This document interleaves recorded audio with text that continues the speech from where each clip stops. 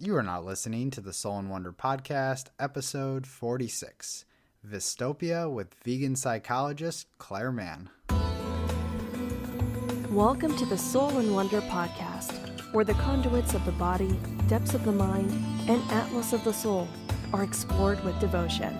Through cultural exchange, Christopher and Sara and their guests will deliver sacred wisdom from around the globe, uncovering the hidden gems of conscious living and holistic healing, all to empower you on your journey of self-discovery.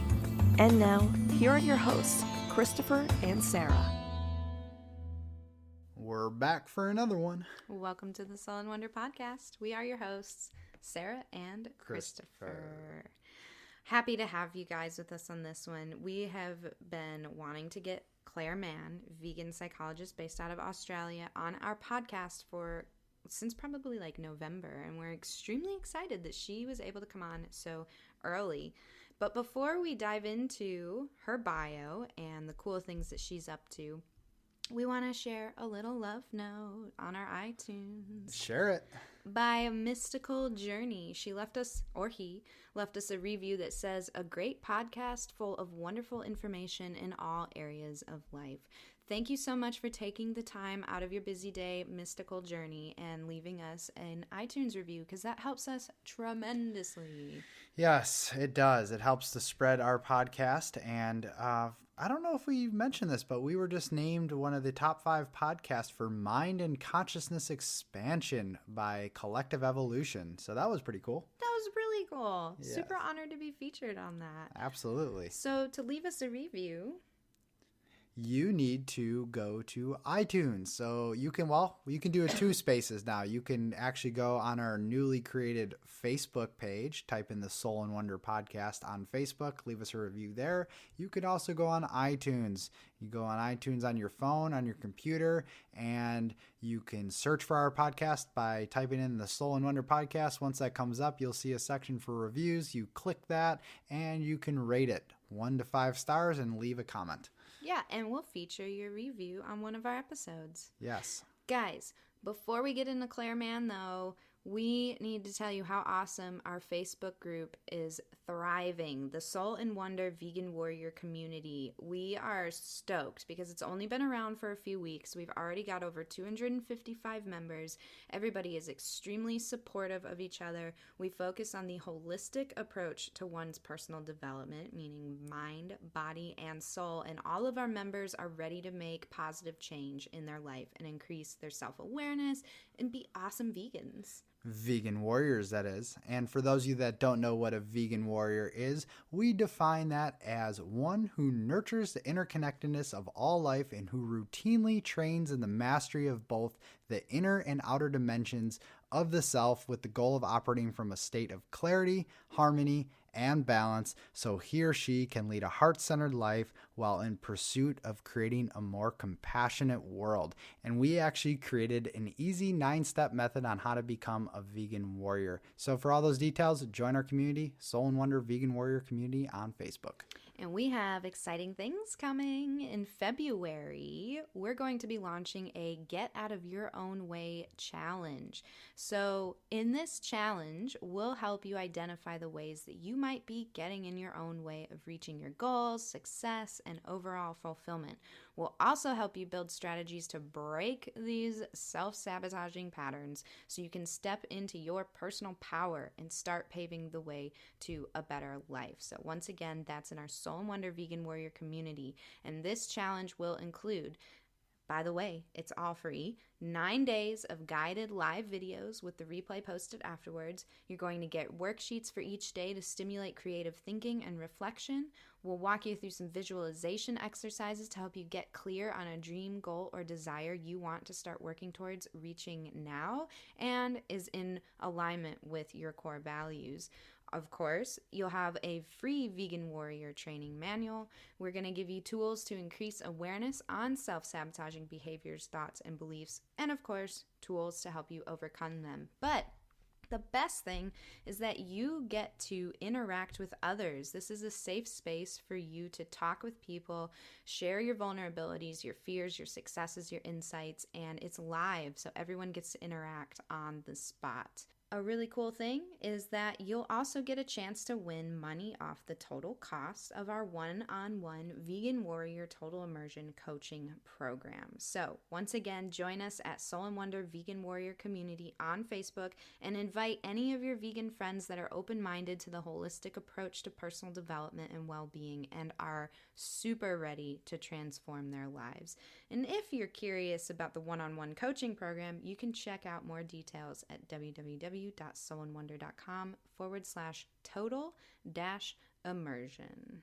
So now that we got that covered, let's get into Clare's bio. Clare Mann is an Australian-based vegan psychologist, best-selling author, and passionate animal rights advocate. She consults with clients all over the world to help address the personal and social challenges of being vegan, living in a non-vegan world, and we all know how that is. It can be quite difficult.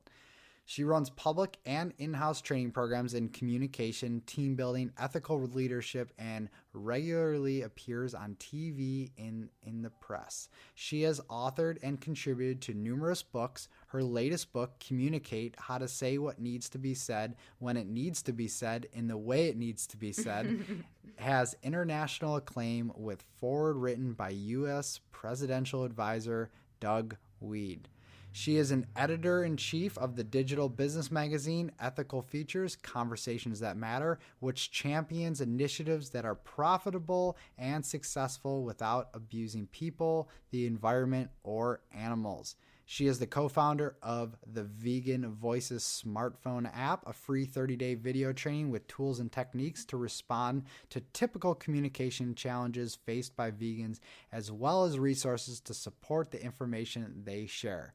She is co-contributor to the Sydney Vegan 30-Day Vegan Challenge, the books Plant-Powered Women and Everyday Vegans, and regular contributor to numerous vegan magazines. Her next book, Vystopia: The Anguish Vegans Face Living in a Non-Vegan World, will be out in early 2018, and I am stoked for that one. She provides face-to-face and online training to help vegans and animal advocates communicate more effectively, and animal welfare organizations collaborate for increased effectiveness. Clare Mann is up to a lot of good stuff. Badass. She's doing some awesome stuff. Incredible woman. And to give you a little bit of a play-by-play of what to expect in this interview, we're going to start it off with a short discussion on the importance of vegan professionals uniting together in a space of support and contribution rather than competition, so that we can better serve the vegan community as a whole rather than coming from the mindset of scarcity. We're going to dive deeper into the word Clare coined herself, Vystopia, which is an existential crisis experienced by vegans arising out of an awareness of the trans-like collusion with a dystopian world and the awareness of the greed, ubiquitous animal exploitation, and speciesism in a modern dystopia. So we're going to talk to Clare about her story of how this word came to be, the common struggles vegans face regarding Vystopia, and how vegan advocacy and activism is being negatively affected by this. It's something we really need to discuss. But I like how we end the podcast episode because we're going to jump into the future and explore Clare's beautiful vision for the world, as well as get info on the release of her new book we mentioned before. So, that was a lot. But we are excited to give you this interview, and of course, stick around to the end for your health tip of the episode. All right, let's do it.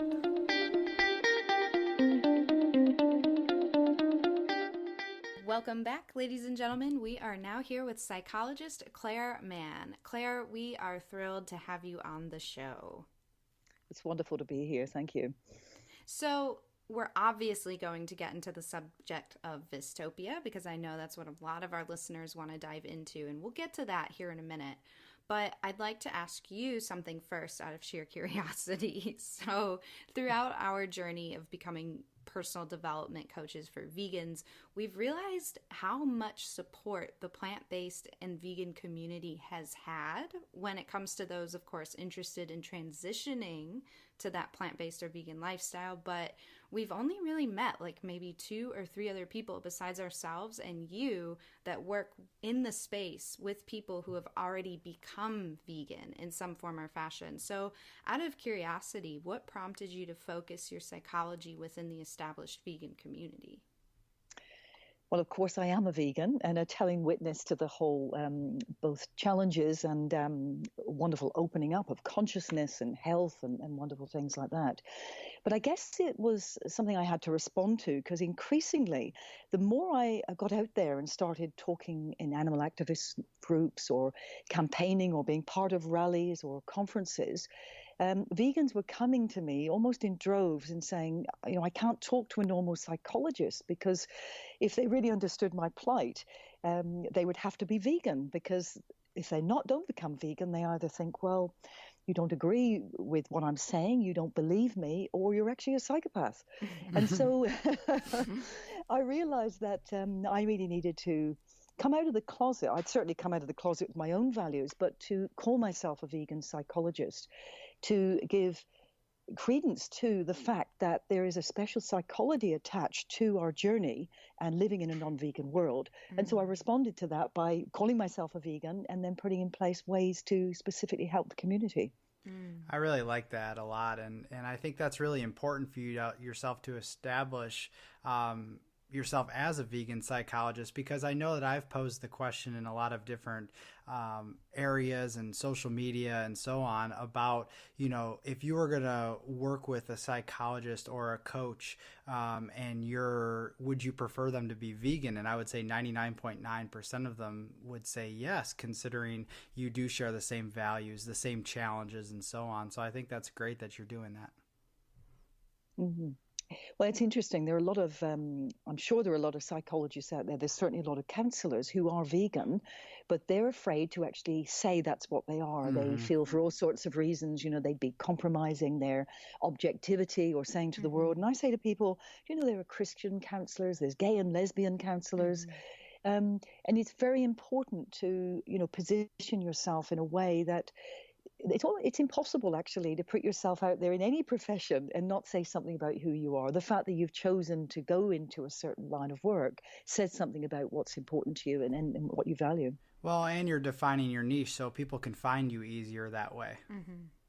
Absolutely. And I'm in the moment is coaching a number of counselors around the world who want to call themselves vegans.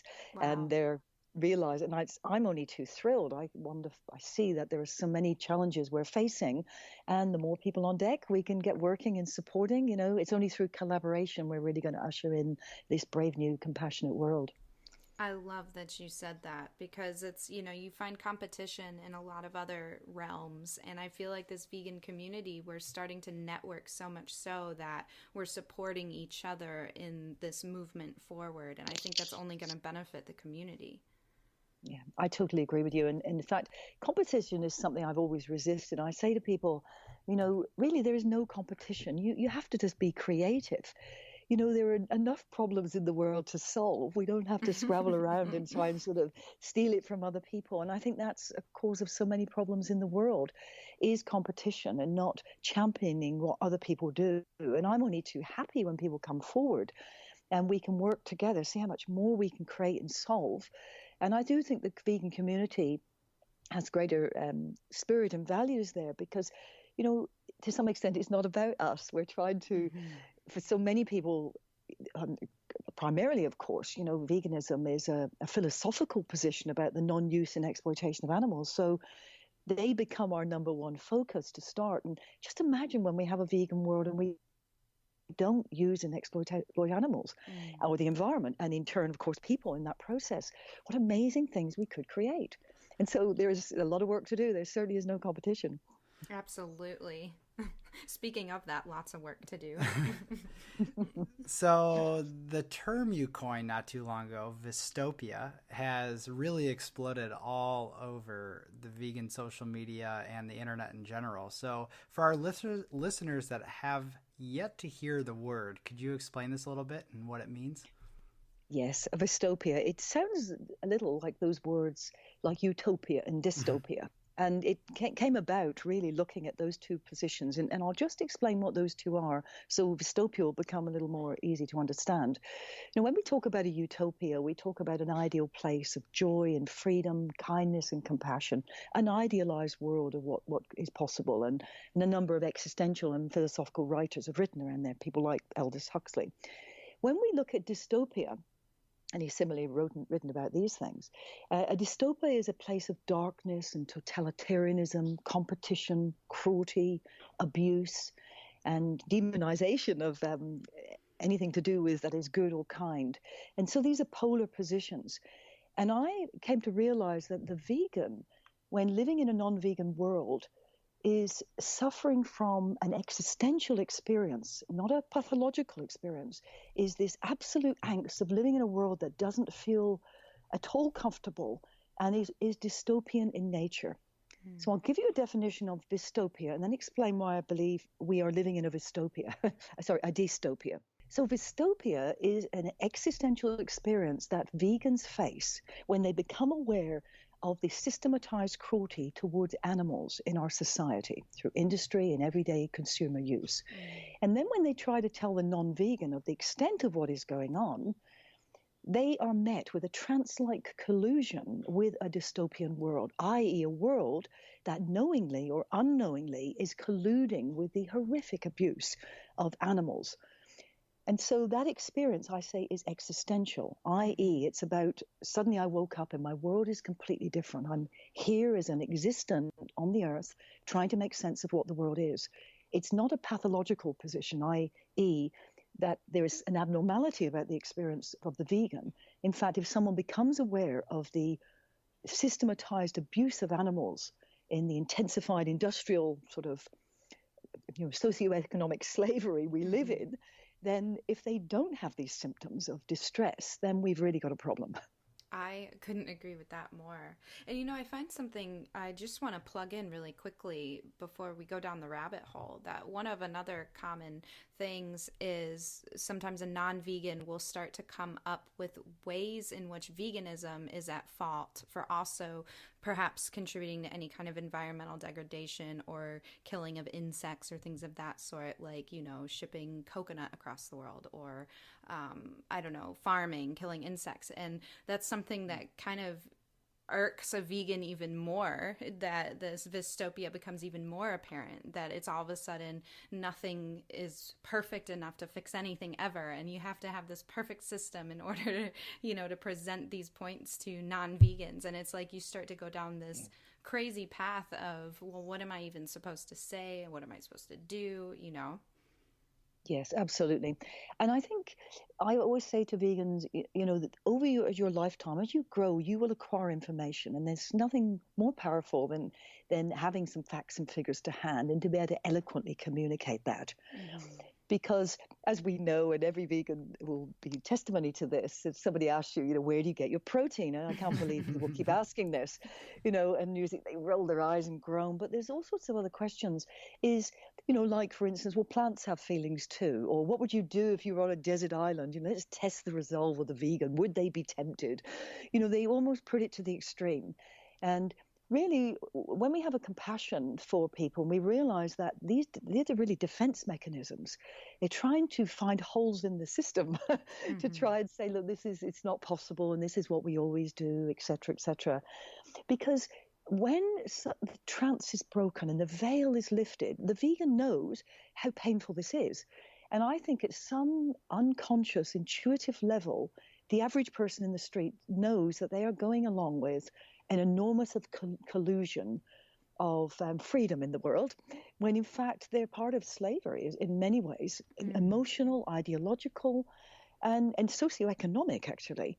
So I think one thing I say to vegans is hold the argument that you either believe it's okay to be superior or not. You either believe it's okay to be cruel or not. Start from that really strong position. And then within that, you can start to have your facts and figures. And firstly, when people throw things like that to you, what about the insects or plants have feelings? Vegans feel they've got to defend themselves and have all the data to hand and look really eloquent. I say to people, you don't have to be the only person who brings your values to this conversation. Is you always respond with a question. What do you mean by that? Well, what do you know about farming? What do you know about, the degradation of the environment? Because often people are just throwing this stuff out and they don't have the information, but they're trying to resist that emotional connection with the question, you either believe in cruelty and superiority or you don't. And even if veganism isn't in and of itself perfect, what is? And so it's just being able to strive each day towards the betterment of humanity, to me, is valuable. Absolutely. And later in our conversation, I'd love to share with you a place that I believe is in collaboration, but beyond veganism. Ooh, I'd love to hear that. Absolutely. So what's your story that led to the coining of this term, Vystopia? Well, it's interesting. When I called myself a vegan psychologist, and I've been a vegan for about 10 years, but in fact, it was nearly 40 years ago that I stopped eating meat. And it's interesting, and I always say to people as vegans, you have to deal with the angst and the conversations with people, because I wish I'd been told this years ago. I wish I had not realized the horror of the dairy and the egg and fish industries, for instance. I gave up meat because I just read about what happened in an abattoir. I didn't see anything. I didn't hear anything. And in that moment, I was so horrified that humans could do this. It was an abattoir in Ireland. And I gave up meat. So I'm very visual, and I can actually that experience. So I carried on, and as a vegetarian, I carried on in my life. Thank goodness I was allergic to dairy products. And so I had to take that out of my diet. I had eczema. But I went along quite naturally. And then I became aware of the intensive industrial abuse of animals. I became aware of the intensive pig farming in Australia. And I can honestly say, having been a psychologist now for nearly getting on for 30 years, having worked in war-torn areas in the Middle East, having worked extensively in Israel, and having worked in homicide in Sydney, when I found out about what happens to animals, I honestly did not know I could hurt that much. I was so ashamed of what we were doing, but also the sadness and the anger at people were colluding with this in a way that they didn't actually know what was going on. They had, they were unwittingly colluding through their consumer choices with a horror story. And so for the next 10 years, I was a real witness to Vystopia, which I didn't even realize a word existed. And then I realized over those years of my own experience of being constantly re-traumatized, but having the skills and the self-development tools and support and love around me to navigate that and not become subject to post-traumatic stress disorder fully, I started to look at the conversations of other people and realize that some of the struggles they have were these simplified responses to why are you vegan? People would say, well, I know you've always been a bit concerned about animals, and you've always been someone who worries about their diet, and why are you so sensitive about this? People didn't really understand the vegan's plight, and the person said, well, it's not just about me liking animals. And they would try to explain not only the industrial abuse of animals, but they wanted to talk about water use, the environment, the ocean dead zones, the workers that are traumatized, and then it links to domestic violence, to the greed in our society, to corporate corruption, to the use of plastic bags. But in that conversation, when they were so emotional trying to explain the horror of the slaughterhouse, how could they possibly bring all this other stuff in? When the person is just very quickly batting all this stuff back, saying, leading them down different paths, and throwing information at them about, what about people's jobs, and this is how society is, and different political views. And so I realized that I needed to just make it a thing. And so it was partly that, so people would have, in a nutshell, it's the systematized awareness of the systematized abuse of animals, and then the trance-like collusion of others with a dystopian world. And so there was partly that, is exactly, that's what it is. Then it actually, now we know what we're dealing with. Then our job is to actually have the eloquence in the way to point people in the direction. But there was also another reason, is because veganism is growing, it's dramatic. I think it's the largest social justice movement on the planet. Just the sheer wave of awareness that is happening. There's a better way to treat animals, the environment, and the planet. That I was starting to get referrals from doctors saying, could you see this person, they have an eating disorder? Could you see this person, they're self-harming themselves? And the person would come to see me, and you can imagine their delight when they found out I was a vegan, because they literally gone to the doctor and said, I can't eat what my family eat anymore.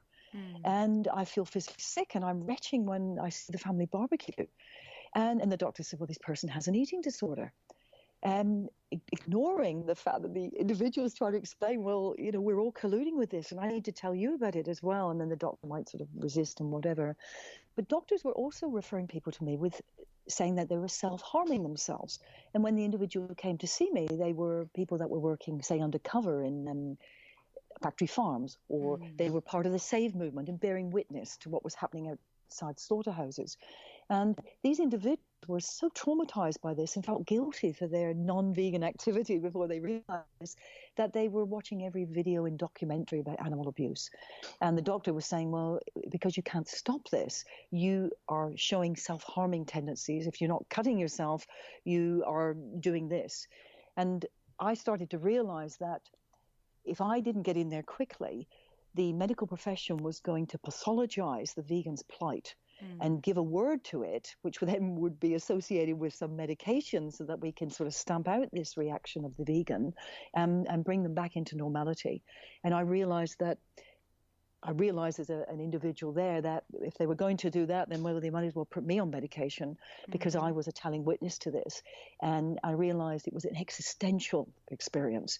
And existentialism is about what it is to exist in the world and make sense of the world. And I also trained in the UK for 4 years as an existential therapist. So I had a language and a background against this philosophy. And so 2 reasons really is, number one, we need to be able to quickly explain the complexity and extent of our anguish, and also really coming up first to avoid pathologization of the condition. Wow, you've been on a mission. Yeah, and I like how you've taken all your years' experience and kind of married it into what you're doing now. I think that's fantastic. And the vegan community needs this so badly, so badly. Yes.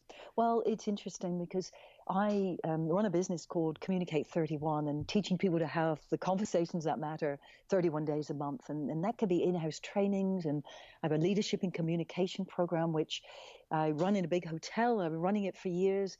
It's not vegan. It attracts vegans increasingly. And it certainly is vegan fare, of course. And I tease in these issues around expanding empathy. But, the imperative for change is so great that I've decided to move away from that and not do that anymore, but take all those teachings that I've run for 6 years with all the modules, and I'm turning it into an online program at a real cost that is so cost effective for vegans around the world, so that they can learn how to be great communicators and leaders and collaborators.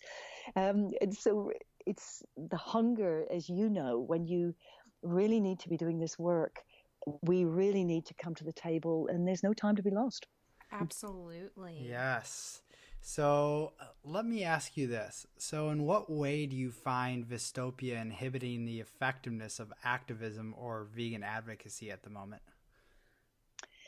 Well, Vystopia is of real anguish, and not only emotionally and psychologically, but people's health suffers. They feel in a state of agitation or anxiety. There's not great levels of self-care.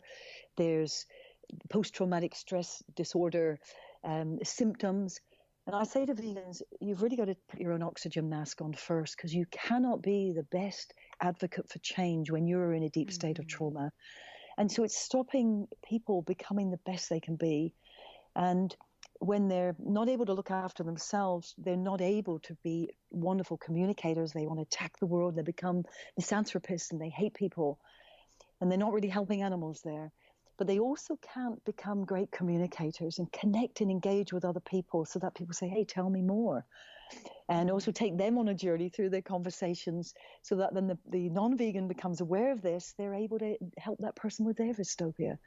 So it does keep people locked in a state of horror, really, where they're not able to be an instrument for change. So that is something that really needs to change. And people, and the great courses that you're doing, for instance, way, part of a wellness program. We need more of these so that people can get their own house in order and have lots of strategies and tools to overcome and manage that on a daily basis, and then match it with exquisite communication skills. Absolutely. You know, that's exactly why we came into what we do, because we were suffering from these same symptoms, although you hadn't coined that term just yet. And we were noticing how ineffective, I guess, our personal truth was in that state of being. But because we'd already had a strong personal development path and a strong spiritual path, we had just decided to deepen it. And we'd recognized that with that holistic approach of being able to really fix what you want fixed in the world first within yourself, and reaching that, you know, state of balance, connecting with your innate wisdom and treating your body right just as well as your mind and your heart and your spirit, all of that just like amplified the vegan truth, but also every aspect of our lives. And so we are huge proponents of the take care of yourself first and everything else will follow, because you'll be strong in that path. Absolutely. And if we take this systemic view of that we're all connected, and everything we think, do, feel, experience, we're little microcosms, little fractals of a bigger reality. And so how we have it to be is how we would have it for the world. And I say to vegans, you know, we are reaching a tipping point. We are part of a system. We're starting to see veganism come all over the place. And it's not that everyone's heard about it, heard about the arguments and become vegan. It's gone into the ether. It's in the collective unconscious. And so, you know, I've looked at your work, and I'm so admire everything you do. It is part of a spiritual raising of consciousness on this planet. And the more we resonate with that holistic approach, that, you know, we've come into this time in our history, we have to step up to the game to play our part in raising consciousness and ushering in this compassionate world. So, you know, I say to people, sometimes the best thing you can do is take the day off, nurture yourself, go for a swim, you know, have a whole food plant-based diet and resource yourself, and then realize that we've got to be here for the next decades. And we're going to see some massive change in the next 2, 3, 5, 10 years. And we'll just reach a tipping point, and, you know, most people follow. They're in a trance already. Let's get them into a conscious one.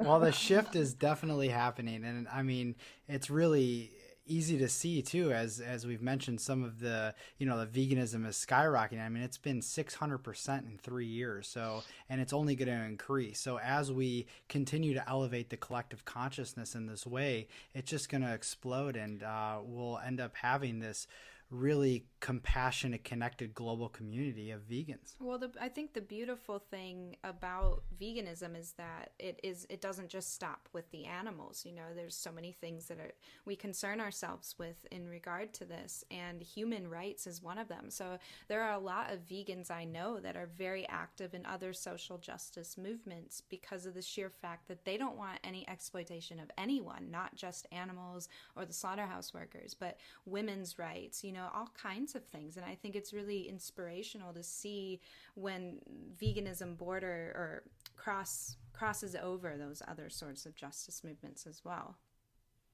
I totally agree with you. We're all part of the same thing. I say to people that, you know, you're working with children in an orphanage. You're looking at environmental issues. You're trying to work with whales. You're working with women who are being battered in the domestic situation. It's actually all the same thing. We're trying to raise consciousness, and it's about expanding awareness and compassion beyond the thing we are interested in. One thing I think upsets so many vegans is when they come across feminists who aren't them.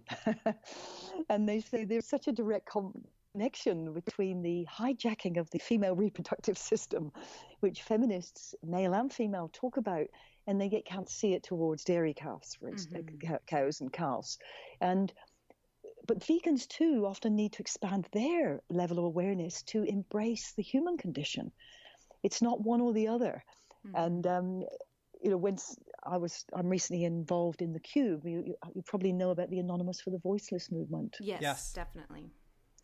And I mean, that's a fabulous movement working all over. In fact, I've done an article in the Australian Vegan magazine recently talking about why I believe that street activism with the masks is so powerful from an existential perspective. And I can give you that link later. And But often Cubers, so to speak, the people on the street holding up the factory farming video, people often say, well, what about humans? They're suffering too. And I think one of the best responses when we say, you're absolutely right. And one of the best things we can do for people is, and then to explain that whole process. And for vegans, I say, to expand their consciousness, to embrace and be compassionate towards the limitations of other humans who have been subject to this trance-like collusion. They've been in slavery themselves. When we all look back and say, I wish I knew a long time ago what I know now. So well said. So yes. well said. So what is your vision for the future of the vegan community? I have a vision of a vegan world. I like that. Yep, a compassionate, kind, supportive, and collaborative world that says, what are we here for? We're here to, I believe, to actually have joy and experience living in a physical condition, in a physical body. And yet there's so much struggle and fight, and we give in so easily to our existing time in history and society.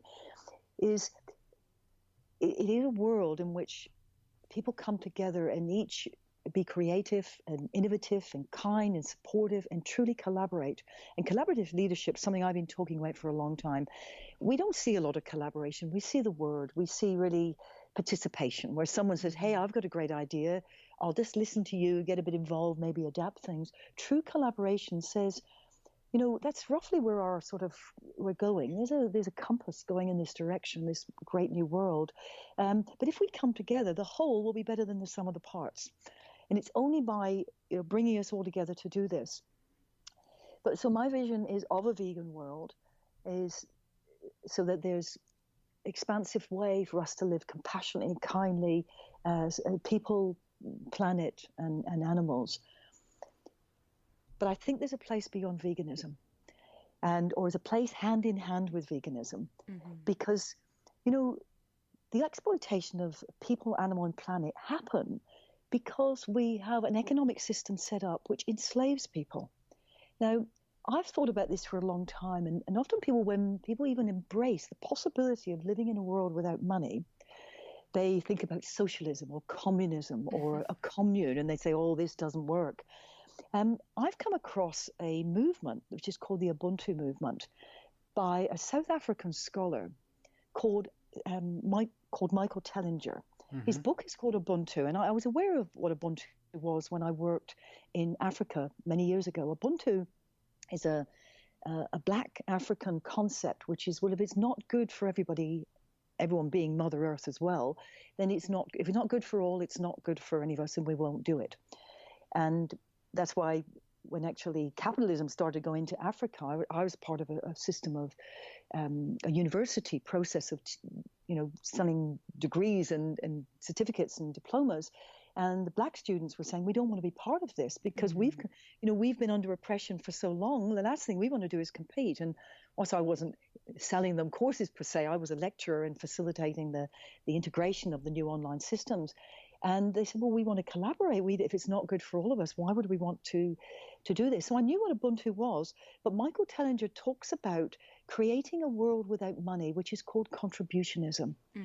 And it is one of the most exciting things I've seen for a long time, because I couldn't even try to explain it. I encourage you to go and look at his work, because he talks about the absolute way in which we've been duped about the real value and role of money. We tend to think it's actually a medium of exchange that was brought into place so that we wouldn't have to, exchange bales of hay or wheat or something for a bag of oranges. But it wasn't. He says when you go back to the Sumerian tablets, it was deliberately created as a tool of slavery. And it certainly is. People are either in poverty and they're scrabbling around worrying whether they can put a roof over their head, or they have so much money they're afraid of losing it and they don't know who their friends are. And they have existential crises of, well, what the hell is this all for? I encourage us to look at this whole thing about contributionism, because for many vegans, they resist capitalism and they resist all the senses of greed or use or exploitation that goes with that, because it's only through wanting to acquire more and more wealth that industries are abusing animals, people, and planet. If we didn't have that and we truly embraced abundance, and we would be able to be creative and to live in harmony. So it's not only as a Pollyanna view of the human condition, I think we have this potential very much so. I think it's really where our heart starts and needs to return to. But of course, a lot of vegans reject that, and then they say, well, I can't put a roof over my head, and many of them are living in poverty. And so imagine we took away the need for them to put a roof over their head, or that could be sorted very quickly. Imagine all their food could be grown. So they've got their food bill covered. They've got all their utilities covered because they're part of a sustainable, environmental, off-the-grid way of living. And their houses are built because people have collaborated and co-contributed and put this to place. Then they contribute they contribute their love, as Michael Tellinger says. And this isn't just a theory. He has communities all over the world, in the US, in Australia, and in Europe, of people that are transitioning out of the economic system to become totally self-sufficient. To give you an example, and I'd encourage you to look at his work for greater detail, is he says, the reason people want 3 Maseratis, if indeed they do, is they don't need them. If you take away money, nobody would want 3 Maseratis, because the only reason someone would want that, or 5 of them sitting in the garage, is to prove to the next person they can afford them. And when you take money out of the equation and our needs are met, yes, you can still have a Maserati. I personally don't want one, but I can still look at one and say might be an engineering feat. People don't want 3 watches. People don't want lots of computer. They don't want the state-of-the-art stuff because they're not having to show. It's an absolute tool of separation. So I encourage us to look at that. Imagine we could live in a world without that socioeconomic slavery that was compassionate and kind to people, environment, and animals. That's the world I want to create, and I hold that vision for us. Thank you so much for mentioning that. I'm glad you took the conversation in this direction, and we're actually familiar with his work, and I encourage the listeners to definitely take a look at that. I know, as you mentioned, there are communities around the world that are living by these examples, and one that comes to mind was that place in India. What was that place called, Sarah? Oh, I can't remember the name of it. I'm sure you're familiar with it, but it's not necessarily one of Michael's communities, but it's a concept similar to that fact of contribution and contributing to cover, the basic needs of everyone involved. And, they've had their struggles as they've tried to grow in a system that unfortunately does not, make it easy. But these communities popping up all over the world, particularly Michael's approach and things of that sort, it leads us to believe that this utopia is not just a pipe dream. This is something real that people want to work towards. And the more we speak up, speak out, unite, the easier and quicker this can happen. Absolutely. I'm so glad you've read his work, because it's so fresh and new, and it's I'd love to get him out to Australia actually, and also expand his consciousness a little bit further to embrace veganism. There you go. I like that. I don't think that that's impossible. So you're working on a book. Perhaps you're already done and we haven't gotten the update, but when will your book Vystopia, The Anguish of Being a Vegan in a Non-Vegan World, be released? We're looking really at the beginning of April, and the book is well on its way, and it's called Vystopia, The Anguish of Being Vegan in a Non-Vegan World. And that will be the beginning of April, and I'm looking to do an online, possibly live stream launch with different parts of the world, so people around the world can collaborate and enjoy this and share it with people. That's so exciting. I like that idea a lot. I'm excited to read it, definitely. When I read the title of it, I was like, "Ooh, this needs to be in our library." And, really the book will be ready probably by the end of January, but it needs to be with reviewers, of course, and it's in the process of editing. And then I need to obviously work towards, building it so that people can know about it and share it. And the way I've been writing it is the first chapter very much, and I only mention veganism right at the end of that chapter, is to use creative ways to get people to understand other forms of trance, and actually how people like whistleblowing and on security issues and Edward Snowden and numerous other things where people are become aware of something. Someone speaks out about something and they're quickly silenced.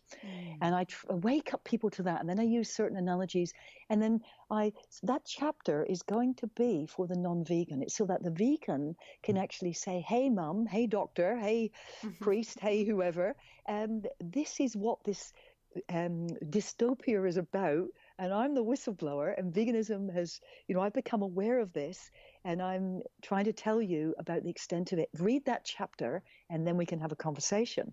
And then the rest of the book is going deeper on different issues to get the vegan to be really astute and wise to be able to see the extent of it and to go back into those conversations. But they're not trying to hold this massive interconnected trance-like collusion with a dystopian world in their arms, so that they've got to be very eloquent. They say, read that, then you'll get something about what this is about. Then we can start to have the conversations. Very creative approach. I really like that a lot. Brilliant. I love it. I can't wait to read the book. And so where can our listeners follow you and keep up with you? Yes, well, my main website about this, of course, is Vegan Psychologist. Veganpsychologist.com. I also have tools and techniques. We have a 30-day free video program, which is on an app called Vegan Voices. 30 days of short videos on how to talk about veganism, and then resources that people can forward by social media to advise people about veganism. And then resources can be put on there. If you, as vegans, find that you've got tools and techniques or this great article or video that helps someone become vegan, you can actually load it onto the Vegan Voices website. So that's vegan-voices.com. But if you go to veganpsychologist.com, all those little links are there. And then, of course, on social media, I'm on Facebook as Vegan Psychologist. And if you search for Clare Mann, you'll probably find me too. Wow, that's so exciting. So wonderful. You're helping so many people within the vegan community and helping them help others to become vegan. And that is so important. Thank you. Well, there are also a lot of vegans that say, when I try to talk to my parents or my boss, and the individual then resists it, saying, oh, it's to do with a load of hippies. And so another resource I have for people that perhaps want to give it to their father or their mother or their CEO is actually increasingly it's shifting in this direction, but I've done it very subtly to start, but it's going to have far more veganism in now, is a free digital business magazine called Ethical Futures: Conversations That Matter. And I think the last two people have been vegan, actually have contributed to that, but that is a digital business magazine that champions initiatives or individuals who are profitable and successful without abusing people, the environment, or animals. So they may be pushing this in the right direction, but that could also be a tool, particularly as it's now going to change in how far more. We have Dr. Michael Clapper, who has recently been interviewed. He's going to be showcased in the next one. And we'll do a whole thing on health and plant-based living. But that might be the tool for vegans who are finding the resistance of people that say, well, where's the business angle? Where's the economic angle to this? And that could be a tool too. And that's ethicalfuturesmag.com. Love it. That's great. That is awesome. Well, Clare, we have really enjoyed this conversation with you, and I'm just so excited for the future and for possible collaborations. You never know what the world or the future can hold. We have dreams of vegan festivals that are, focused on the enrichment of the vegan lifestyle to help people become more whole and complete and passionate about spreading that message and just living a purposeful life in whichever way that means to them. So fabulous. I think I would love to collaborate with you and also champion what you're doing. So, and when I came across you, of course, as well, it was just so exciting because it's this very broad way in which you're taking the whole person and giving them tools and techniques and the experience of the joy of being vegan. It's not just moving away from the anguish. Let's move to this vision of the future of what we want to create. And the more we live it now, we bring to us what we want by acting as if we already are it. Absolutely. Well, thank you so much for your beautiful words, Clare. We look forward to connecting in the future. Thanks for coming on the show. Thank you, Clare. Thank you. Thank you very much. great to have Claire on. That was super inspirational. I'm excited to create this utopia. Let's do it. We can do it, guys. Like, we got to stop getting in our own way. That's right. And, I think with getting in your own way comes that frustration, that overwhelming feelings, everything that Claire described as Vystopia. Yeah, it can get extremely overwhelming. And so we need good tactics to help bring us back down to earth, bring us back connected to self. Exactly. And besides what Claire is doing and all the wonderful things she's bringing to the table, as we mentioned, we have our 9-step method to combat a lot of this. But all that aside, we can talk about one simple thing that you can do now. And this is your health tip. Yes, the breath. Okay, so how often do we go throughout our days and we're doing so many things and we forget to breathe?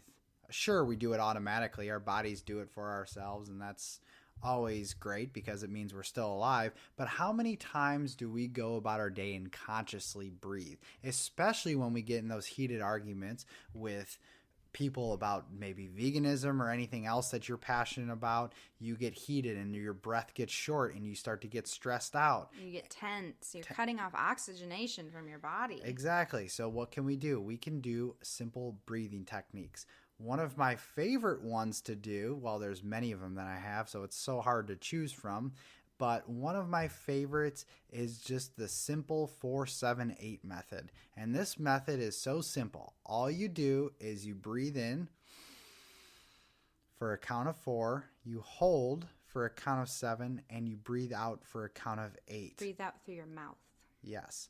So this method, if you do it a few times, you'll automatically see the stress just melt away. Now, we do all different types of breathing. We get into breath of fire, which is Kundalini method. We get into the Wim Hof method, which is so much fun. But also, you need to take precaution doing these methods of breathing. They can be quite intense.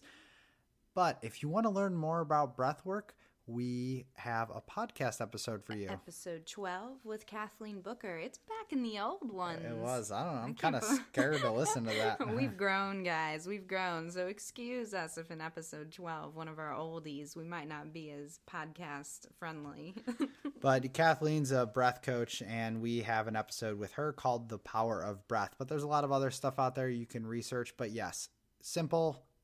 In through your nose, hold, out through your mouth. Yep, 4, 7, 8. So that is a fun little health tip for the episode, and we got some good ones coming up as usual, so stay tuned for that, and we will see you guys on the flip side. Hope to catch you in the Vegan Warrior community with us for the challenge in February. Yes, see you guys there. Bye.